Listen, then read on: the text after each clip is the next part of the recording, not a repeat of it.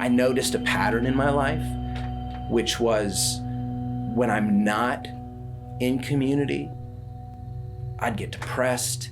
I feel like I was just losing my identity with who God was. And it really took me down this decade-long struggle with trying to comprehend that God loves me. He loves me. He doesn't love me because I'm with these guys or with this band or with this group or doing this thing. You know, it's just as simple as he just loves me. And so over the course of my time, my music is the evidence that I can turn around and look at. The constant thing is just this, it's a beautiful desire to just follow that voice within me that gives me peace. It's that's the nugget in all of this that has lasted from the very first time I understood that anything that I did had any value, all the way through understanding that everything that I have has value. Well, I suddenly see in color that I never would have known had I. My name's Jeremy, and I'm the son of a carpenter and an educator. I was named after the prophet Jeremiah. Just a kid there. I was raised by and in the church. Church is my family. I was born in Kentucky, spent my childhood till I was 7, moved up to Chicago. And so that was a weird thing to experience growing up. And then to be taken out of that when I was 14, going on 15, and moving back to Lawrenceburg, Kentucky, which by that time I had changed a lot. Jesus loves you, dear. You know, there was an experience of mine when I was right at 10, 11 years old that it created in me a situation where I had to create a real boundary. Like it was, I think, the first time in my life that it was in my little mind at that time, it was a do or die situation, and it was a sexual assault situation. There was something that came over me in that moment that allowed me to stand up for myself and say the no that I needed to say, and confidently, you know, walk away without fear, because of, honestly, I believe because the Lord gave me the strength and the courage that I needed in that moment to shift my own paradigm. And I needed to change my reality. And even at that time in my life, I understood that God was with me. And so I can remember in that moment calling on the strength of David, you know, against Goliath type of thing, and standing up for myself. And what that did ultimately in me is it created this kid that understood the value of goodness, I guess. Because I didn't look to fight people, but what I began to do is, if somebody else was being slighted or if a friend of mine was being picked on, I just became this aggressive little kid that just wanted to set all wrongs right. And so when I moved back from the Chicago area back down to Kentucky, I had all of that on me at that time. I suppose the baggage of everything I had experienced up north, and the knowing that nobody there understood any of it. My mind had yet to stop. Ultimately, I did allow God back into my life when I moved back down to Kentucky and began to be around family, began to be around my mama and papa again, who were, you know, two of the godliest people that I've ever met. Because of that change and how real it is to me, what a life with God represents.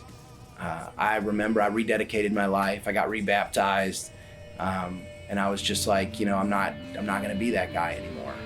And it worked. You know, I was able to, you know, funnel my aggression into other things.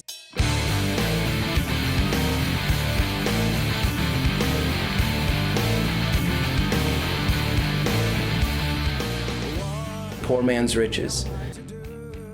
That journey was incredible. You know, it very much was that same sense of, playing football or having a wrestling team or, having a soccer team, all of that stuff, having a band was kind of that same, it gave you that same common objective, and that was to just share God's goodness with people.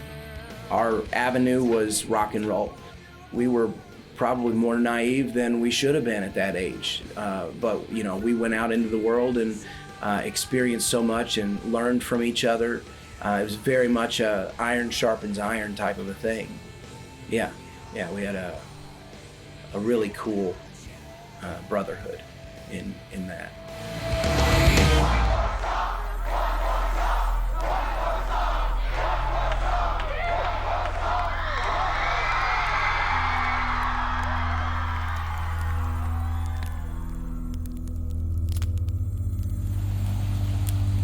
This project started in 2015, was born out of pain and the hope that it would not always be there.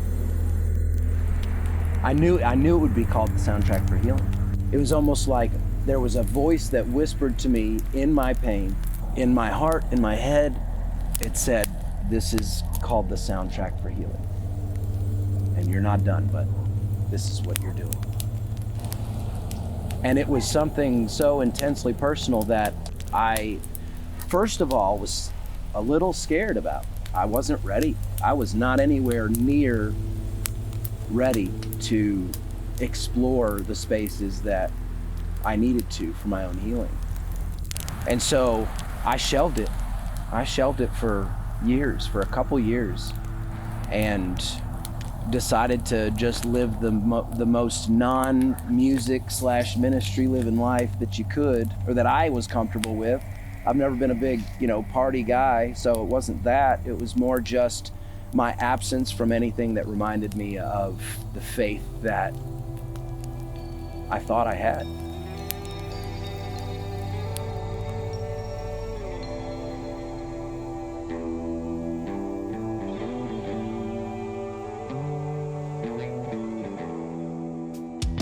So the soundtrack for healing opens up in the lowest of lows of my life.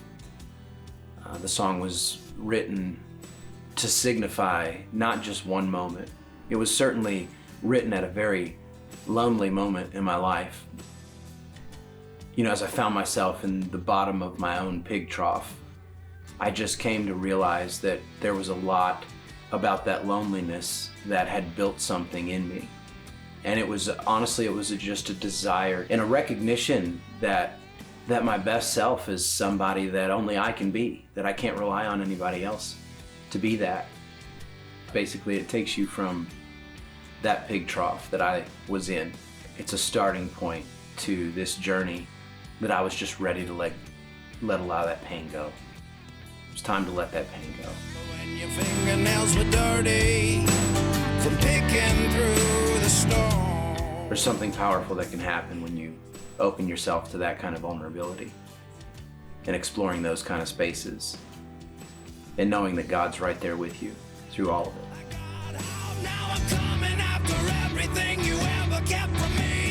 I wrote that song just as I was kind of coming out of therapy and coming to terms with who I was in a lot of ways. And that looks weird to a lot of people, especially for somebody that's an artist, I was trying to figure out what it was that God had called me to and how I was going to be able to express this story. And so Poured Out was the culmination of all that loneliness, brought down by the silence of the fall.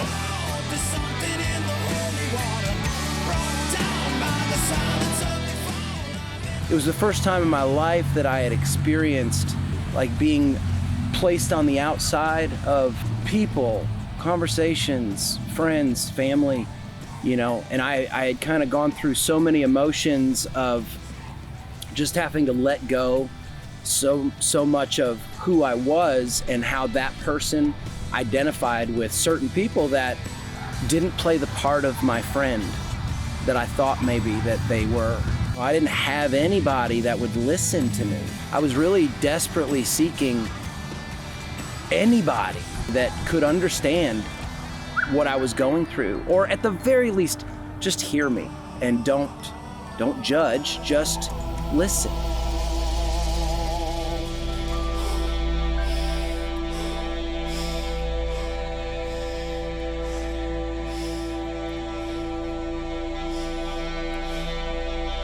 The beautiful part about my journey with addiction is the fact that God absolutely met me when I asked him to. When I opened my life back up to him in a way where I was like, this is way bigger than I am. I can't do this. I can't operate the way that I have been alone anymore. My addiction journey started, I guess, earlier than I even thought that it did. My grandfather was a pharmacist, and so there was just this common mentality as I grew up that if you had an ailment, then it could be taken care of with pharmaceuticals. It was never anything that I ever wanted to be a part of. Drugs were not a major issue for me in my entire life. Fast forward to my 30s, I began to have a lot of back pain. Talking to dad, a bad back is just something that's in our family type of a thing. And so, I went to the doctor, had it checked out, and come to find out I had broken my back at some point in my earlier life. They guesstimated in my 20s. At the same time, I'm dealing with this kind of a lineage of bad backs that, my dad's entire family had all had the same back surgery. So by the time I get in front of my doctor, it's not a matter of if, it's a matter of when. And so I was pretty adamant about having my back surgery earlier than later. I wanted to be able to recover as best as I could. And so over the course of that, pain management became a conversation. Like I said, I was against the whole idea of drugs. And, by the time it became an issue with me, I had already seen people that were having issues with some kind of addiction to opiates, including members of my own family. And so it was just something I decided I didn't want to do. As things got worse, my doctor at the time suggested that I try upping my pain management to help me get through my week. My week at that time was extremely active. First in the church, last to leave, have services to prepare for, got to get everything ready, playing music, got my guitar, there was just a lot that my back had to go through in a day. And my doctor acknowledged that. And so he began to suggest that I, try to manage my pain a little bit better. I guess I do need to, because it hurts a lot. One pill led to another pill and another pill. It took me a long time to actually have it sink its hooks in me, but it did. I still remember there was a day I was sitting there painting my daughter's room, and there was just a lot going on in my life. This was getting close to when I really kind of just broke in regards to my life with God and religion and all of it. I was sitting there, and I remember I had just kind of been in the bathroom taking my normal pain medicine, and I was just like, I'm just gonna take 2 instead of 1. I'm just gonna take 2. And sure enough, not long later, and I just had this wave go over me that was like, oh, so this will take away more than my back pain. Like, this will take away all the pain.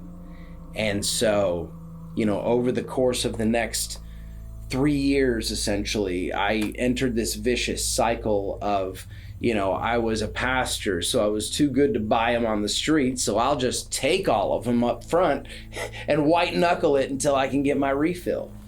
Before you know it, prescriptions increase, and I was on about 500 pills a month. Not all pain pills, but, enough of them were. And anything that had anything to do with pain, I would take in the first 2 weeks of the month. And then I would just, go through essentially a detox for the second half of the month. At the end of it, I found myself basically staring myself in the face I don't know if you've ever looked at yourself in the mirror for any length of time, but I saw myself. Not only who I had created myself to be, but also who I had allowed other people around me to create me to be. And there was just this massive sense of loss, because never in a million years did I think that I would be a guy that would get wrapped up in all this. You know, not me. But I did. And so I ended up walking into my childhood doctor's office, and I was just like, I think I'm in trouble. By this time, I had already started to go to therapy a little bit. Didn't really go as much as I probably needed to, but enough to know that there's some stuff cooking upstairs, you know? And so I walked into my doctor's office, and I was like, I think I'm in trouble. And by that time, he had seen my Casper report. He said, yeah, I'd say you are. He caught me, you know, coming back. And so when I left him, I had nothing. I wasn't doing anything. And then when I come back, I'm on 500 pills a month. It's like, yeah, I think you are in trouble. And so, you know, God put him in my life at the right time. And before too long, it was a thing in my past. And I believe that this stuff can actually be defeated.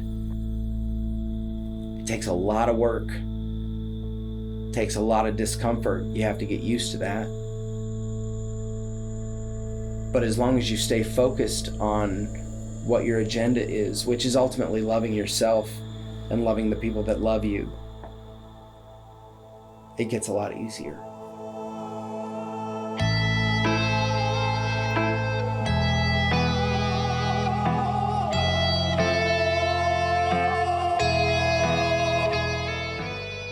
Miles Away is a song written about betrayal. Depending on the magnitude of betrayal, you know, it's pretty intense to try to get through. And for me, this song was written about just a moment in my life where I experienced betrayal to the worst extent that I had at that point in my life. Again, I felt like there was nobody in my life that could relate to the level of betrayal that I felt, which was silly. But this song really did teach me how to heal through an openness with what I knew how to do. I knew how to write songs. And so the ability that God gave me to process my pain through that song is why it's such an important song to me. It's the catalyst to this record. Understand what has led me to this, all the feelings and triggers, I guess. Miles Away is the story of the ultimate letdown. It's like a refraction in a mirror. It's the moment where everything is in front of you. It seems just fine. It seems like, oh, it's all good. Nothing to worry about here. And then suddenly, a crack in the mirror. But my legs, they are broken, and my sight, it has been taken. My breath has been slept with. Suddenly your perspective changes, and you realize that you're actually kind of in a broken situation that does need fixing. It's also a deflation. It's all of the air coming out. It's everything in me, the pain, all of those emotions, all of the letdowns, something that just continuously is off. And finally recognizing that the only option here is a radical change within yourself.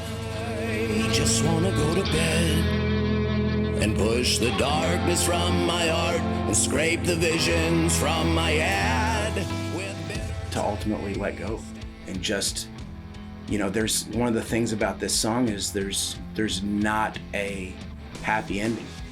There's not a pretty bow that you put on the picture. It just ends with "my heart is miles away." It really captures the emotions that I felt while I was going through that experience in my life. The song has turned into an outpouring of emotion based on what's going on in my life now, or something that I see somebody else going through, and I can relate to them on that. It's just, this is the experience that I walked through. It was really hard. And over the course of it, I didn't even know where my heart was. I had given up on love completely at that point in my life. Didn't even believe it was real because my heart was miles away. It's something that I experienced. And so miles away is, it's the lowest point in this journey.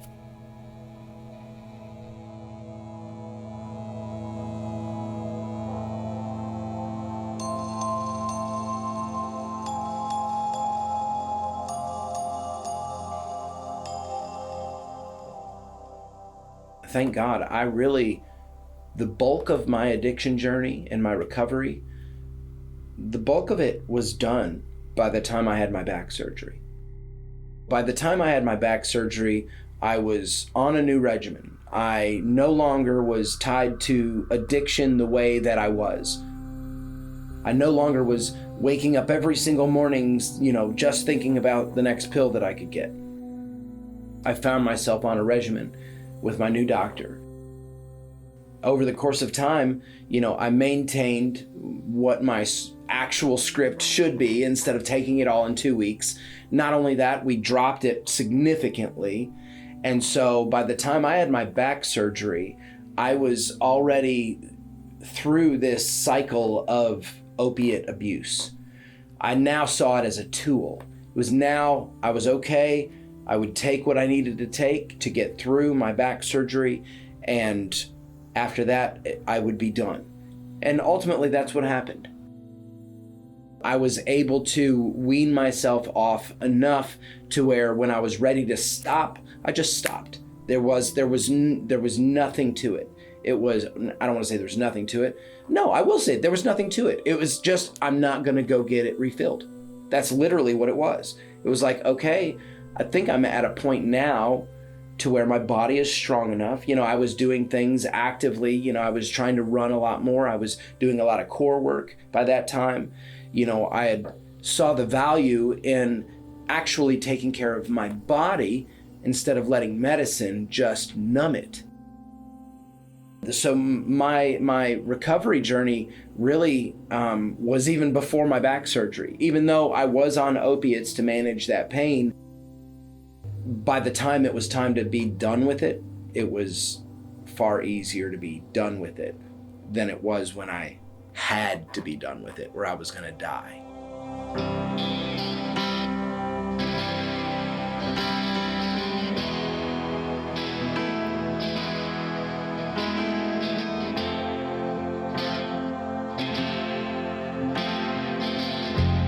Hear Me is a song that was written out of several different experiences in my own life.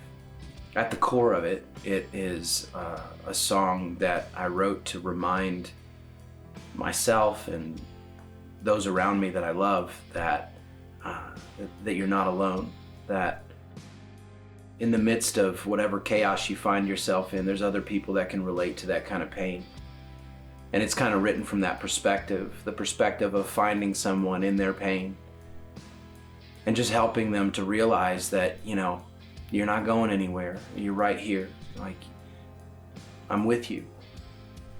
And sometimes somebody just needs to know that they're in a place to be heard.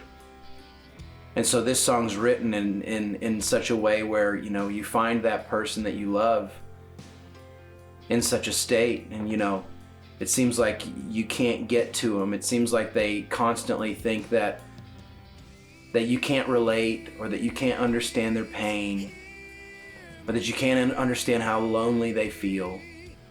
Hear Me is that response, that trigger mechanism that explodes and just grabs them by the face and says, just listen for a second.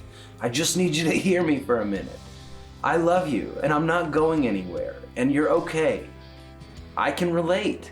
And this is terrible, but you can do this. We can do this. I'm here for you. And it's written out of that spirit of human connection that I feel like we all need to be reminded is there. That's the spark of God within us all. The shadows are only alive in the light. The shadows are only alive in the light. There's a lot of value to be found in the shadows. Most people are scared of them because of what they represent. Shadows are terrible to experience, but in the same way that you can walk into a dark room and illuminate it with the right kind of light, that's where your own personal shadow has value, is when you can find the gratitude, grace, light, whatever experience you need to understand that you walked through that for, and understanding the tools that you gained from it because of the knowledge, the things that you no longer have to do, the things that you fully recognize and realize that was a part of my life that I don't identify with anymore.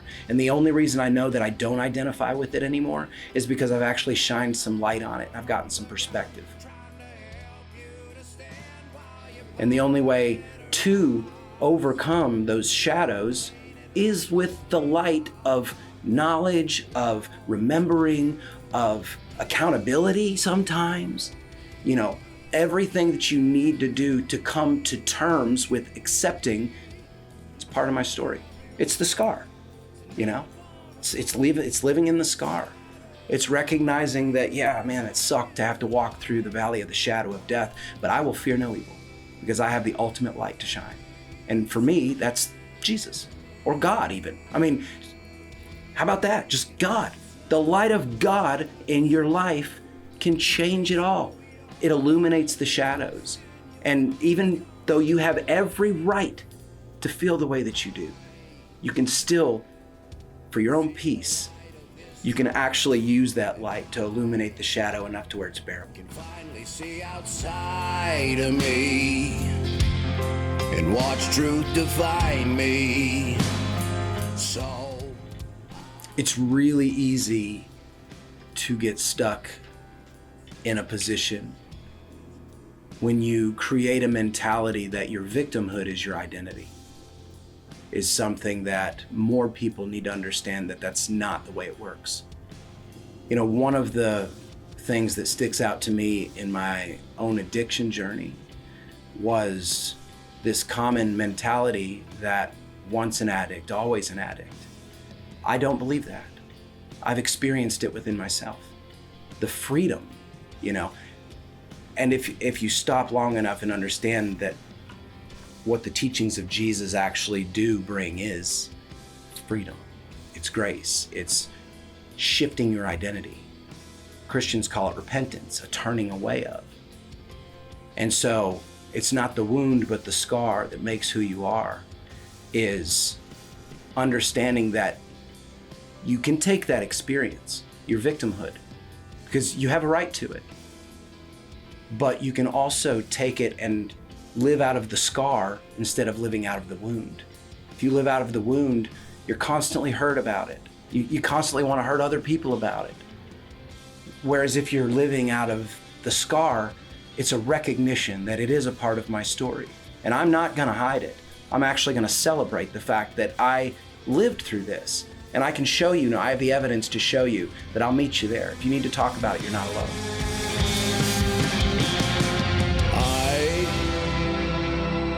Can see the light in my eye that I can only see inside of me, and you are just like me. I can see the light in my eye that I only see inside of me. You're just like me. I've experienced the love of God in a way that has radically changed my life. And I've experienced it in such a way that I have a desire to share that with everyone. that they can feel that same thing.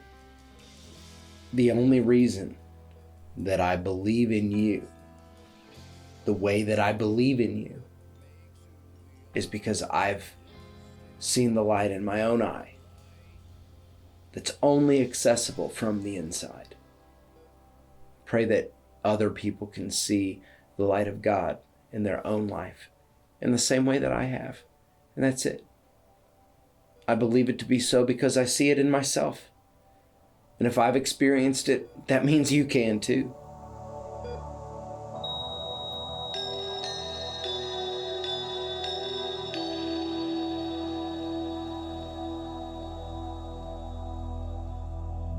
New Year's Eve, 2016. I was on my way to a New Year's party for my family over at my aunt's house, and I had my son with me. There was a SUV with a family in it that I saw have an impact event with another vehicle. This other vehicle jumped the median, hit it head on, and they all burst into flames. I pulled over, looked at my son. I said, "Are you okay?" He said, "Yes." I said, "Just hang tight right here for a minute." I got to the first vehicle and it was too late for that passenger. I shifted my focus to an SUV because I heard children crying. And so I went over to this SUV and ended up being able to get one of the back doors open and was met with a 12-year-old boy. And he was just in shock. And so I grabbed him and passed him on to some other people that had stopped to help, and then got his little brother out as well. And I got up in there. I don't know why I did. Knowing what I know now, I would never tell a friend to go in there. But it impacted my life in a way where it was the first time in a minute that I had a real conversation with the Lord and really had to put my trust in Him. Because as I stood there in the middle of the burning SUV, I literally had a moment where I stopped and I was like, "God, I'm all in. I'm all in. So you're either going to help me out here by not killing me or this is just, it's been nice. It's time to go." But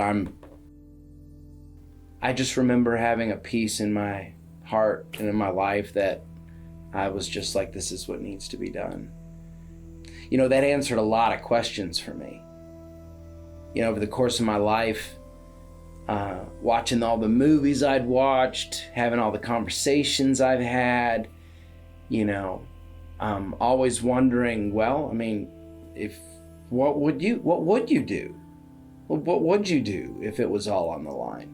And so for me, it was a moment of answering that question that led me into the next phase of my life.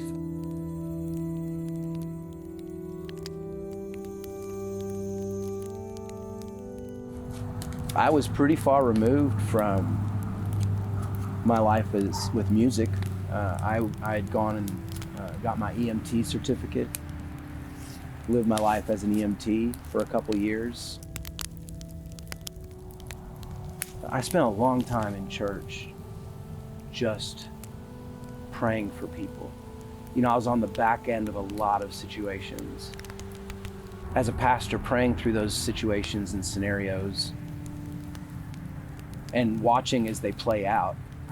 What I guess I didn't realize or hadn't experienced before was the front end of it. And that's what being an EMT offered me. It offered me hundreds of tangible experiences. Being able to be on both sides of that equation really, really brought just a new level of understanding of human nature, of human experience. It was like experiencing stories over and over and over. It was a very inspiring thing to be a part of. And I think all of that really played into the genesis of this record.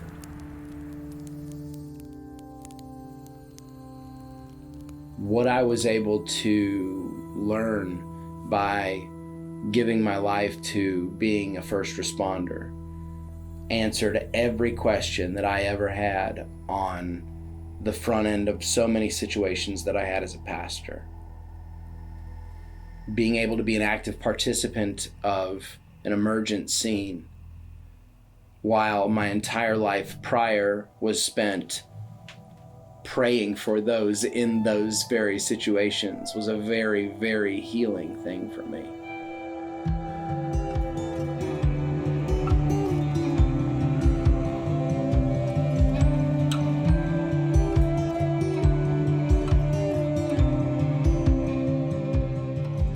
Breathe Out Loud represents, I suppose, kind of the prodigal son story to me. The song's written about my dad and his death journey. You know, Dad was diagnosed with cancer, and we lost him within 2 years. He was okay, and then he wasn't, and then he was gone. And so, Breathe Out Loud was written to honor that pain and to honor the relationship that I had with my dad. And to be honest, just honoring the death journeys of so many people that I had experienced up to that point in my life. And so, the song really revealed itself even before the moment it was written about did.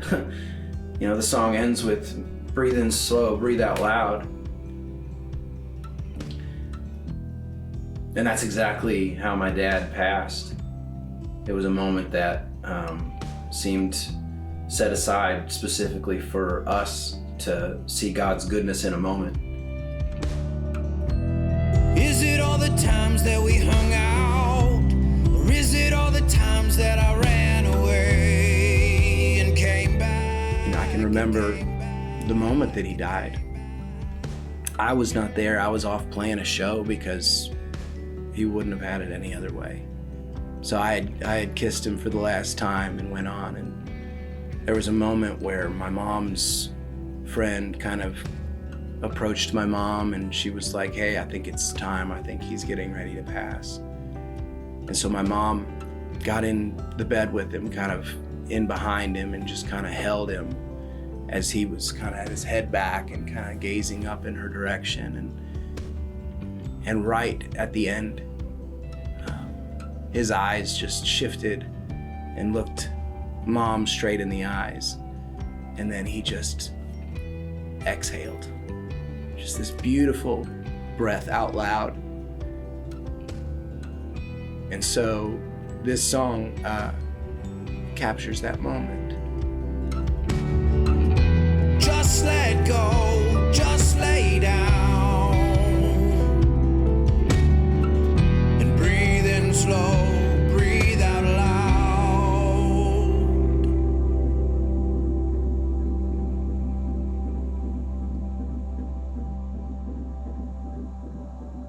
I was on a road where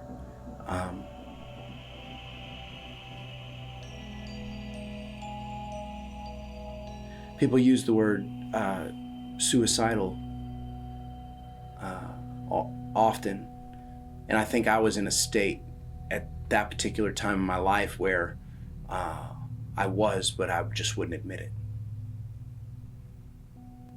And so as I was in that very specific headspace in my life, my dad got diagnosed with cancer. And I refused to believe it at first.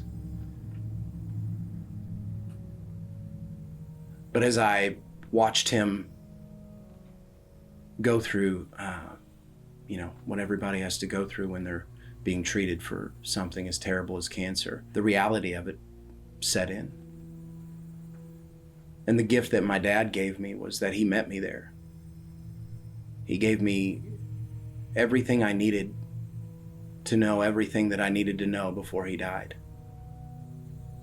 Dad gave me the gift of friendship over the course of my whole life. We had run businesses together. He had been my teacher. He was my wrestling coach. I can remember wrestling, in the middle of a big gymnasium. And I had loud coaches, even louder teammates, but the only voice I ever heard was my dad's.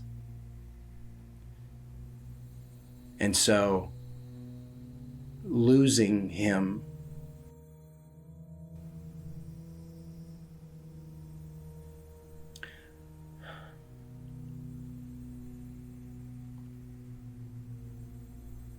I found myself coming to terms with my own mortality at the same time. Here's my dad, my hero, that was losing his life, while at the same time all I wanted to do was die.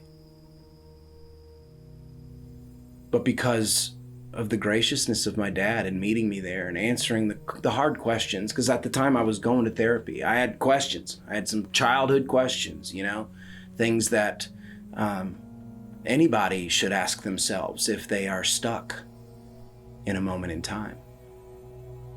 And my father gave me authenticity.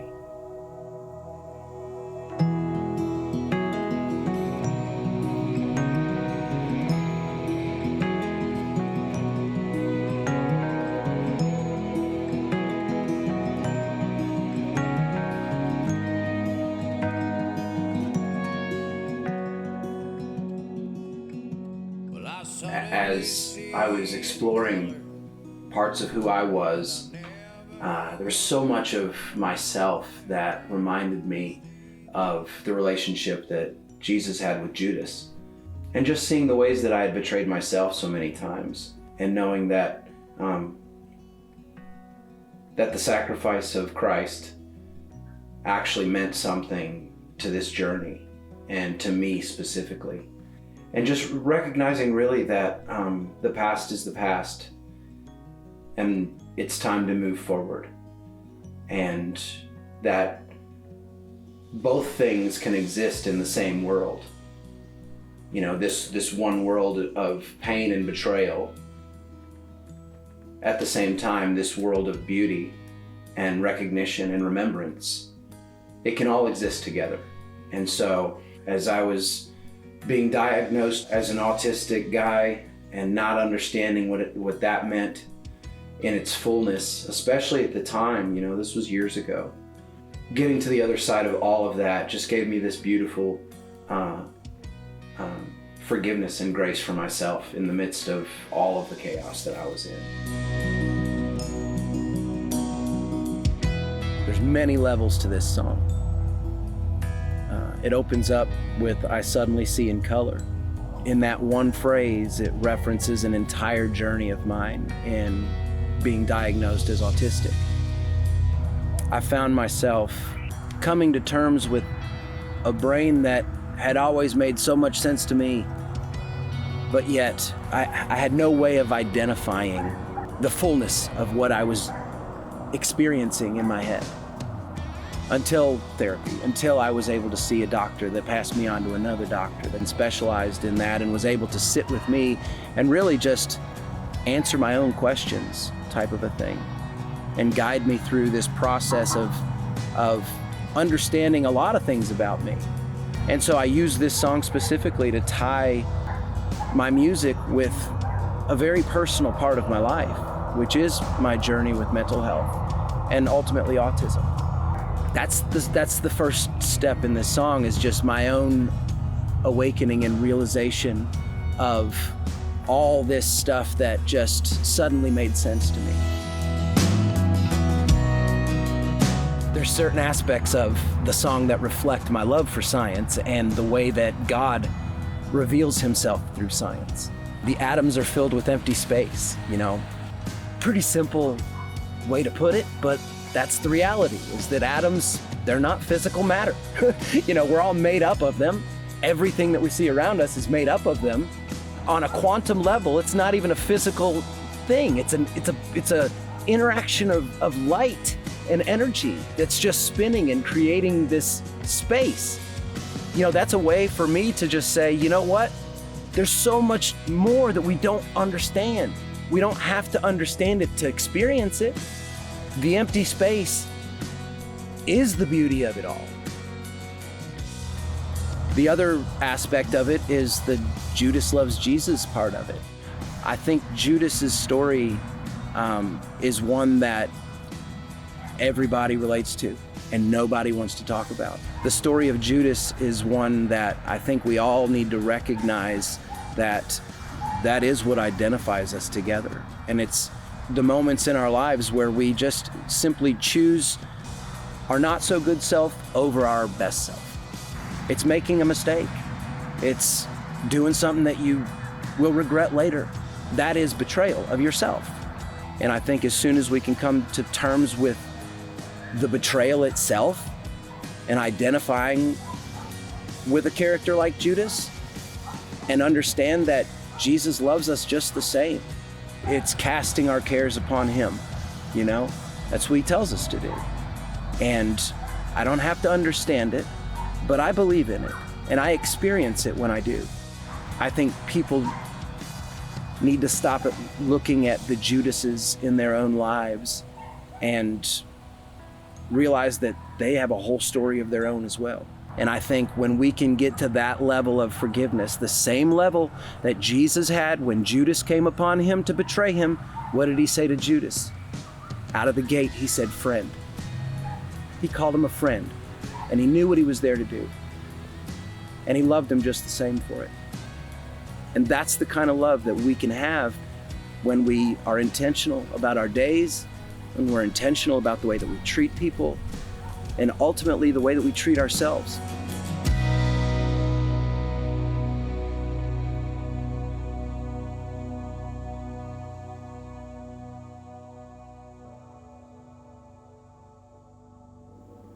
You know, I had done a lot of homeless ministry work in my life. But at the end of a week, I was able to go home and lay down in my room in my bed and have a meal and life right back to normal, you know. And as grateful as I was for that, there was parts of suffering that I became willing to explore. I began to find the value in my own experiences of suffering. At this phase of my life, I decided to create space for that. I went into it saying at least a year. For at least a year, I'm going to live the life of an ascetic.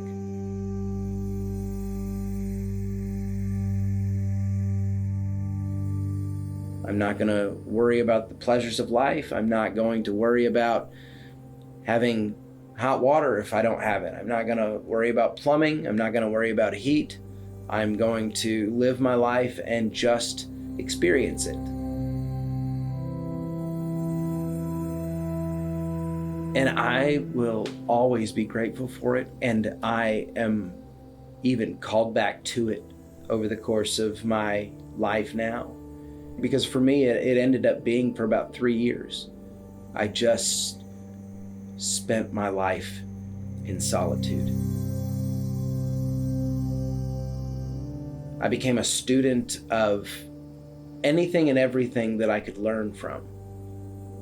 And on the other side of it, I now use that experience to encourage others to do the same in their own life. Not for 3 years, but sometimes 3 days will do you a lot of good. And when you allow yourself to slow down and peel yourself away from the expectations of a world that's driven by technology and driven by being seen constantly, you know, in some realm of the next social media app, 3 days will do you a lot of good.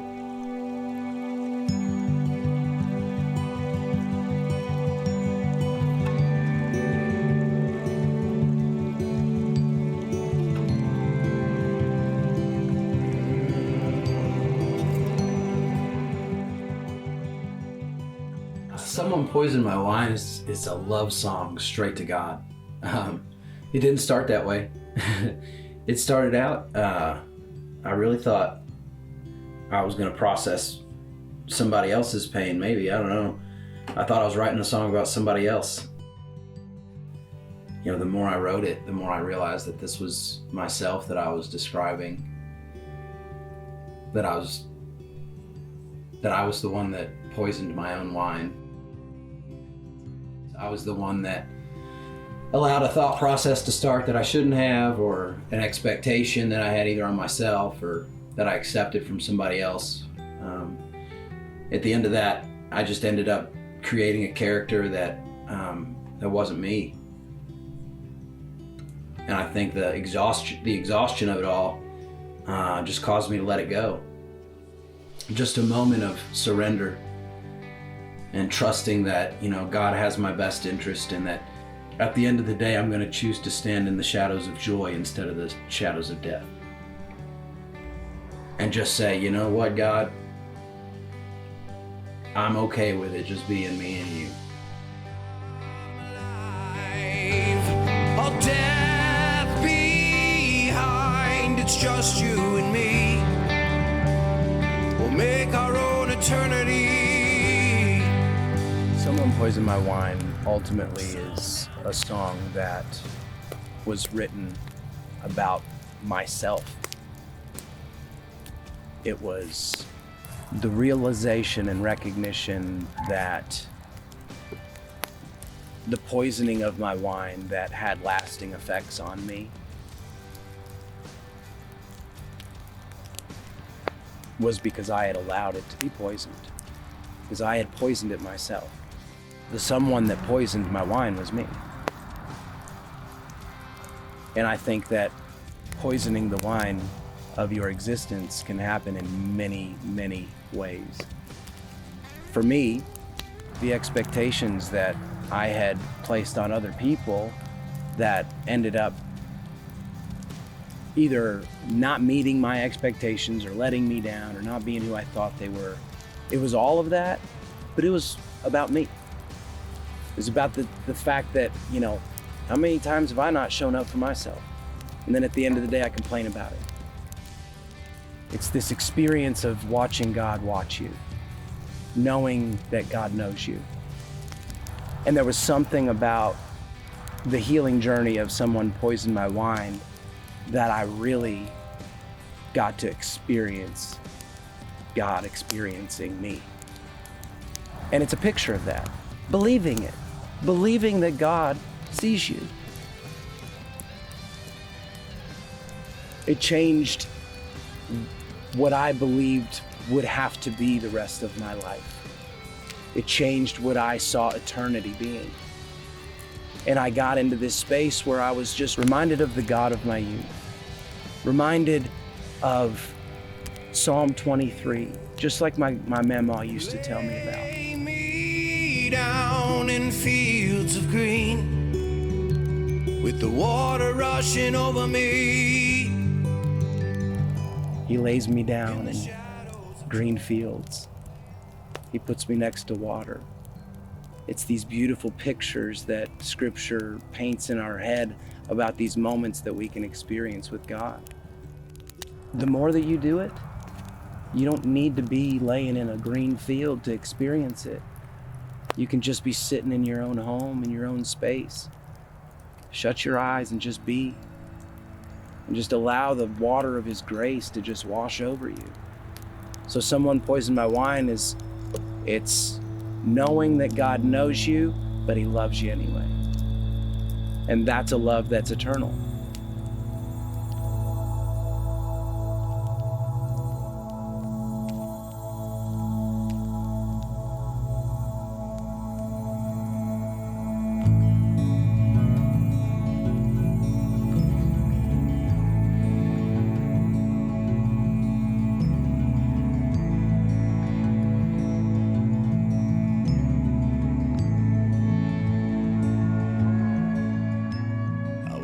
The Kingdom of Heaven was written in response to a lot of conversations I was having. I don't spend time in one world more than the other anymore. Half of my church is done in bars and at festivals, and the other half is done in the church world. with people of faith. You know, that common theme is, well, who is God to you, Jeremy? How does Jesus represent you?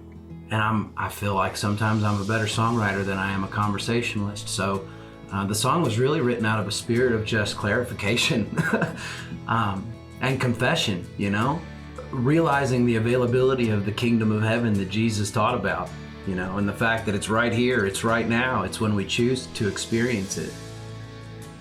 And so it's a proclamation of that. The kingdom of heaven is here. The kingdom of heaven is now. It's within you.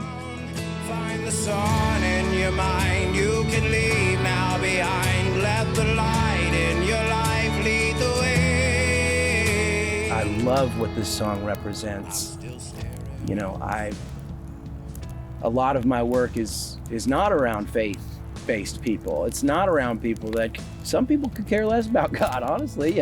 And you know, I'm called to those spaces just as much as I'm called to, you know, my church family. And so I was having a lot of conversations with people about who God was to me, and you know, and who Jesus represents to me.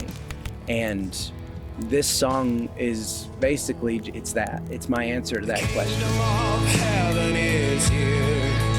When you open up your eye and begin to discover the you in the other, while hearts and minds arise. You know, Jesus says in Luke 17:21, he says, you're not going to be able to say, look, there it is. Here it comes. The kingdom of heaven it's an indwelling inside of you. It's the presence of God. It's the association that we all have. It's all of our own divine right. It's been said we are children of God. It's our divinity. It's that space that we can tap into at any time. It's that place where we don't have to give this control over to another person. This is the kingdom of heaven within myself. And I can choose to be a participant in that just in the same way that I chose to be a participant in the kingdom of hell for a long time. When I was in my addiction, that was the kingdom of hell. And I walked it. And it was terrible. And it killed Jeremy, finally. But in the killing of me, I've come to find who God is to me. I have come to find why I exist in the first place. It's the same thing that I encourage anybody to do. Find out your I amness. What does that even mean to you? It's your identity. The kingdom of heaven is that identity. It's that space in you that's reserved for you and God, that he'll meet you there. And sometimes it does not make sense. Sometimes you're walking in the kingdom of hell. You're walking in the valley of the shadow of death. But you have access to the kingdom of heaven, which is the presence of God within you. And I think that as soon as people can understand that that's not a threatening message, just because many of today's world is just like for the last 2,000 years, been just sitting around waiting for Jesus to come back. Don't live your life like you have to wait for him to come back. Know that if he does, wonderful. But in the meantime, I'm going to live like he calls me to live. And I'm not going to wait for him to make any concessions for me. It shouldn't be needed. If I'm to call myself a Christ-like person, then I should emulate that in every aspect of my life. And that's what I believe, that's what leads to the presence of the kingdom of heaven within you, is the way that Jesus taught us to. It's not some external thing that's just sitting above you, judging you all day. It's an intensely personal God that is within the DNA of everything. And that's the presence that meets us all where we need to be now.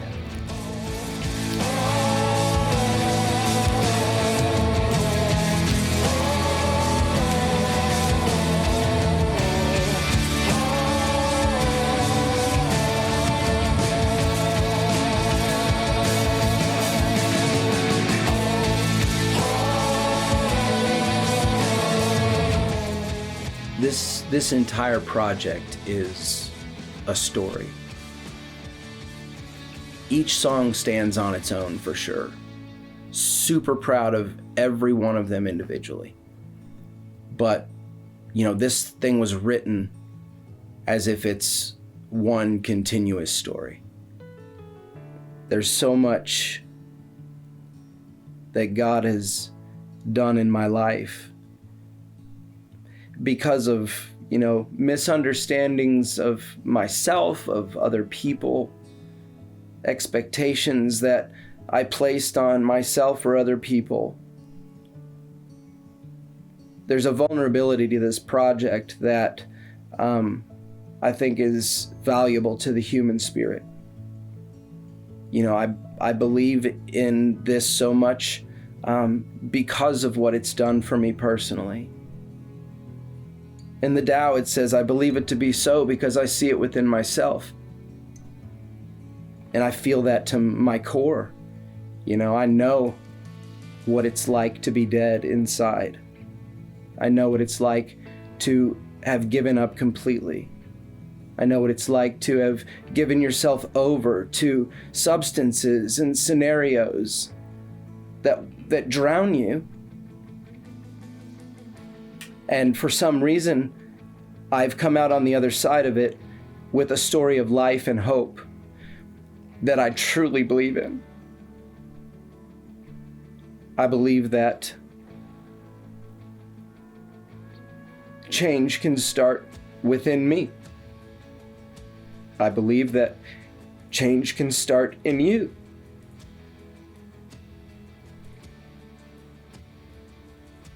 I am no more special than you. I just have a belief that the story that I was created for was meant for me to live and for me to tell. And I believe that there's power in sharing who you are as a human, in relating yourself to somebody else's pain. I think it's what we need right now.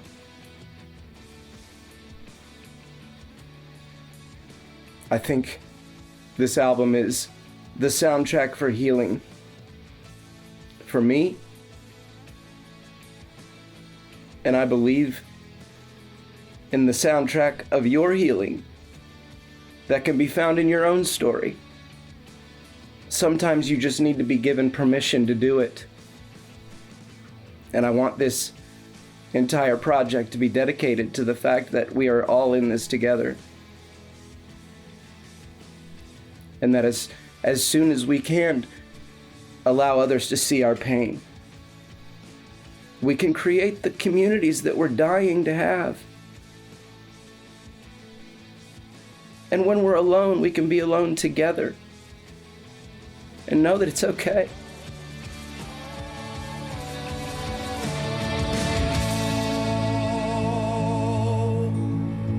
So I come now before you, Creator and King, right back where you found me, with crowns at your feet, and a heart that you bought me, to show me who I am. And in spite of all the conflict I see all around me, I'll trust in the promise that you'll always be with me, and I'll find you within me, just like you said that I would. The kingdom of heaven is here when you open up your eye and begin to discover the you in the other, while hearts and minds arise. And the kingdom of heaven is now when the one who's within you is found. Find the sun in your mind, you can leave now behind. Let the light in your life lead the way. Oh. I'm still staring at the sun. I'm still staring at the sun. I'm still staring at you, son.